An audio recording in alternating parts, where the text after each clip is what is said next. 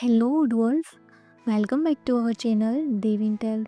Today we will see how to track any tickets via Helpdesk app.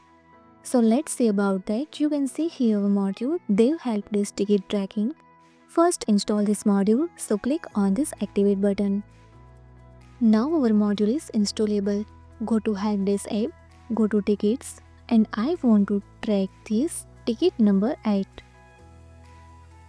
Go to website and see here this menu ticket tracking. Now click on and enter your ticket number. So see here this display all details, ticket number, ticket name, customer, address, and status is new.